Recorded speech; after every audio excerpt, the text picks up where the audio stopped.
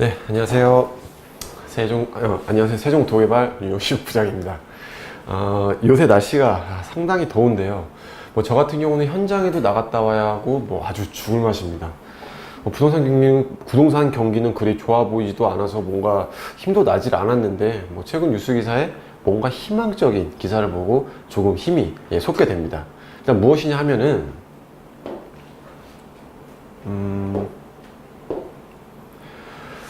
뉴스 기사를 보셨다면 아시겠지만은 서울 부동산 시장이 다시 꿈틀거리는 조짐이 보인다는 기사인데요. 물론 서울 전 지역이라고 하기에는 좀 뭐하지만 일부 호재가 있는 지역이나 강남 3구를 가리키는 말인데 차근차근 짚어보도록 하겠습니다.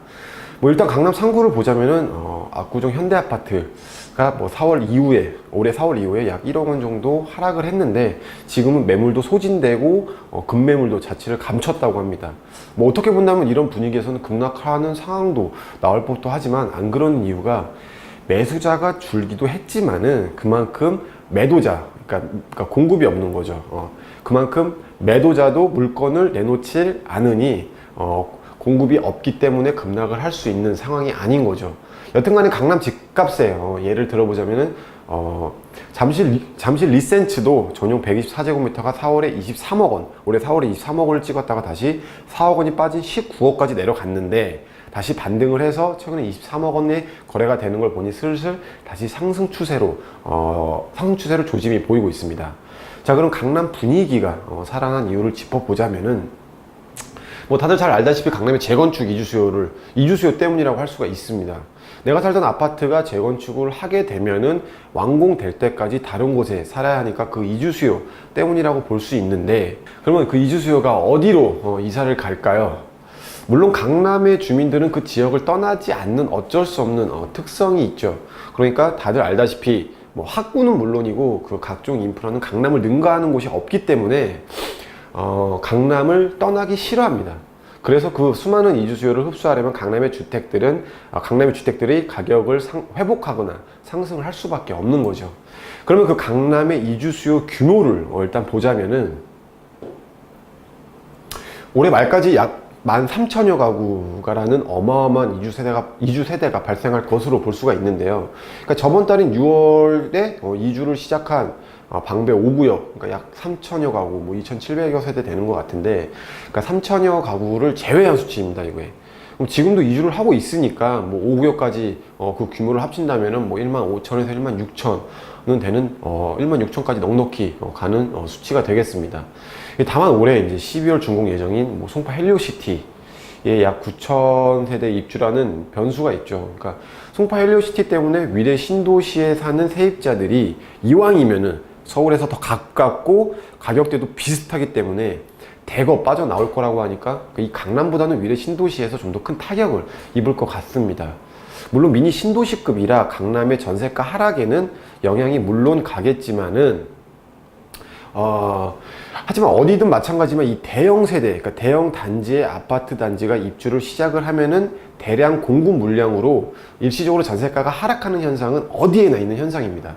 그렇다고 모든 세대가 또 전세입자는 아니라는 것도 염두에 두시고, 결국은 전세가 한 바퀴 돌고 나면, 그러니까 즉 2년이 지나면 다시 전세가가 상승하는 사이클은 되풀이 될 것으로 보입니다. 그러니까 하여튼 간에 지금 중요한 거는 드디어 강남의 집값이 반등했다는 거에 의의를 둬야겠고, 앞으로를 보자면 부동산에 대한 호재들이 보이고 있습니다. 이 화면에서 보시는 바와 같이 박원순 서울시장이 지금 세계 도시상 수상차 싱가포르를 방문해서 용산과, 그러니까 우리나라가 아니라 지금 싱가포르에서 용산과 여의도 마스터 플랜을 하겠다는 발언을 했는데요. 그러니까 이 한마디로 벌써부터 말이 끝내기가 무섭게 여의도와 용산의 집값이 하루가 다르게 상승하고 있습니다. 여의도를 보자면은 2030 서울 플랜에도 나와 있듯이 국제금융 중심지로 만들겠다는 계획처럼 진행이 될 것으로 보이는데요. 모든 부동산 개발 시에는 선계획 후 개발처럼 움직여진다는 것입니다. 그래서 여의도 일대 아파트 값이 요동을 치고 있는데, 예를 들자면 재건축 추진 아파트인 대규 아파트 전용 95제곱미터가 작년 7월에 9억 원 정도 하던 게 지금 13억 정도로 뛰었고, 그러니까 어떻게 보면 불과 일주일 전에는 12억 정도 했으니까 어떻게 보면 일주일 만에 1억이 올랐죠. 앞으로 뭐 실현 가능성이 점점 높아지는 상황이니까 뭐 1, 2억은 더 뛰지 않을까 뭐 판단되고요. 그럼 여의도가 너무 올라서 그러면 투자하기 힘들 뿐더러, 그리고 또 여의도 자체가 실거주하기에는 약간 이렇게 학군 등으로 인해서 좀 이런 지역으로, 그러니까 이 학군 부족 등으로 인해서 인근의 부동산 시세가 꽤 상승할 가능성이 높다는 것을 좀 가늠해 볼 수가 있겠는데요. 뭐 그렇게 본다면은 이 여의도는 일단 지도를 한번 볼게요. 이 지금 여의도를 지금 관통하는 그 지하철이 지금 두 개가 있는데, 여기 지금 이 5호선 일대와 이 9호선, 이거 지금 이렇게 가죠. 9호선이 이렇게 가는데, 이 9호선 일대를 이제 보면 되겠는데, 그러니까, 제가 특히 저번에 말씀드렸대로 그 도화동, 이 지금 마포역 옆에 뒤에죠. 이 뒤에 지금 이게 여기가 도화동, 이게 너무 크네. 이 도화동, 여기가 지금 마포역. 한정거장이면 바로 이제 여의나루역부터 해서 여의도, 지금 여의도에 도달하는 이 도화동인데, 제가 저번에 말씀드린 이 도화동 매물을 이제 보신다면은 이건 굳이 뭐 재건축이 아니더라도 인근에 이렇게 호재 등으로 시세 차익까지 바라볼 수가 있다는 것입니다. 그리고 이제 용산을 보신다면 서울에서 가장 큰 호재라 불리는 용산 마스터 플랜하고, 그리고 또한 용산 민족공원이 있죠. 그러니까 거기다 서울역에서 용산역까지 뭐 철도를 지어한다는 발표도 한다고 하니, 뭐 용산은 그냥 뭐 뒤집어진다고 보시면 되겠습니다. 이 철도를 지어하면은 이 철도가 지금 어디부터 어디까지냐면 이 1호선 라인이에요.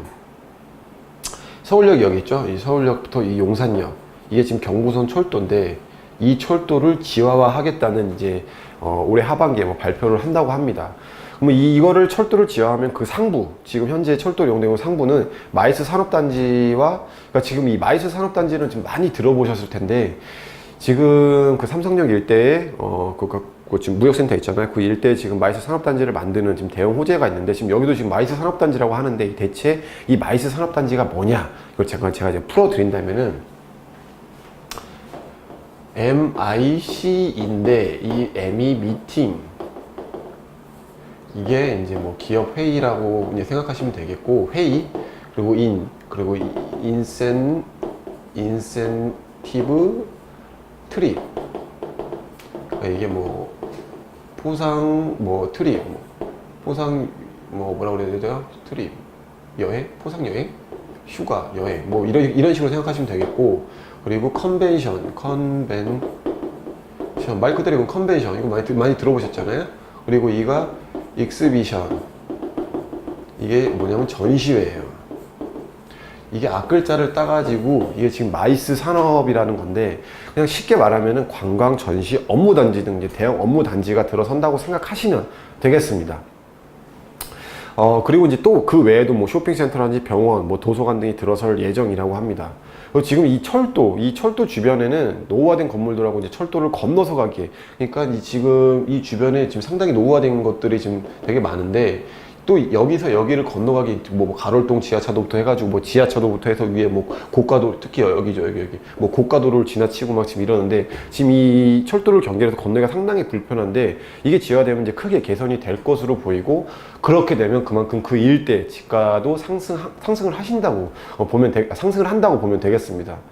뭐 용산 신계동 이편한 세상, 뭐 여기 지금 이쪽인데, 신계동 이편한 세상을 뭐 예를 들자면은, 뭐 전용 85제곱미터를 보면은 매매가가 지금 14억 정도 지금 매물이 뜨긴 하는데, 뭐 직접 알아보신다면은 그 가격에 지금 되게 사기 힘들어요. 아마 지금 전화해 보시면은 아마 15억은 불러야 매수를 하실 수 있는 상황일 겁니다. 근데 그만큼 매도자들도 내가 이 가격에 지금 팔아도 되는 건가 하는 상황인데, 누가 산다고 하면 가격을 올리고 또 올리고 지금 막 이렇게 올리는 상황이에요. 호가는 계속 올라가고, 그러다가 매물을 또 걷어들이는 매물 풍기 현상이 일어나는 곳이라고 보면 되겠습니다. 그럼 이 과연 집값이 얼마까지 뭐 상승을 할 것인가 하는 예상을 대략 해본다면은, 일단 용산하고 여의도는 다 좋은데 단점이 하나 있어요. 바로 이제 아시는 분은 아시겠지만은, 강남보다는 학군이 안 좋다는 점을 감안한다면은 이 강남까지는 집값이 상승하지는 가기 힘들지 않을까 싶습니다. 뭐 이렇게 본다면 부동산 투자는 남보다 발빠르게 뭐든 선점하는 게 뭐 상당히 중요하죠. 예전에 뭐 청파동, 효창동 뭐 일대 투자하시라고 그렇게 말씀을 드렸는데, 망설이셨던 분들 아마 지금 굉장히 후회하고 계실 겁니다. 이젠 이 일대 신축 매물은 찾기 힘들고요. 지가가 또 너무 올라서 뭐 이제는 신축하기도 힘든 곳이 됐습니다. 지금 제가 말씀드리는 뭐 마포구, 도화동도 뭐 단기간은 아니지만 중장기적으로 보신다면은 뭐 후회하실 분들 분명히 있으실 겁니다. 뭐 또 그러고 나서, 그러니까 꼭 완판되고 한 발짝 뒤에서 늦어가지고 움직이시지 말고요. 모든 발표가 나고 착공을 해야 움직이시는 분들이 꽤나 많은데요. 물론 이게 나쁘다는 건 아니지만 그만큼 수익률이 떨어진다는 거죠. 그리고 내 가용자금인 이 투자금이 더 많이 들어가야 돼요. 그러니까 좀 돈이 있어야 돼요. 그래야 좀 이렇게 확실한 이제 물건이 들어가는데 그만큼 수익률이 떨어진다는 거죠. 그러니까 이왕이면은 적은 돈으로 많은 차익을 봐야 하지 않겠냐는 겁니다. 이 방송을 보시는 분들은 후회하시는 분들이 적었으면 하는 바람이고요. 물론 확신이 이제 뭐 없는 상황에서 투자를 하는 거는 쉽지는 않겠지만은 지금 이런 상황을 보신다면 아직 확정 발표가 난 것도 아닌데 이런 박원순 시장 말 한마디에 부동산 시장이 이렇게 혼란스럽습니다. 결국엔 너무 비싸서 투자도 못하고 녹 놓고 바라보면서 후회하실 분들이 대부분일 텐데 부동산은 갖고 있으면 결국엔 돈이 된다는 거 잘 알고 계시잖아요. 물론 투자 지역을 잘 택하셔야겠지만은 지금 이 시점엔 생각들이 굉장히 많으실 겁니다. 물론 투자 지역을 그러니까 지금 생각들이 굉장히 많으실 건데 보유세 인상에 뭐 재건축 초과이익 환수제 등에 인해서 뭐 부동산에 각종 규제들이 가해지고 있는 상황이듯이 이런 거에 의뢰 이제 겁부터 드시지 마시고 각종 세제 혜택과 뭐 주택수 합산 배제 등 이런 혜택을 주는 거 있잖아요. 뭐가 있어요? 임대사업 있잖아요. 임대사업 등을 통해서 피해갈 수 있는 상황이 없는 게 아니니까 과감하게 움직이시라고 권해드리면서 오늘 방송은 여기까지 하도록 하겠습니다. 네, 감사합니다.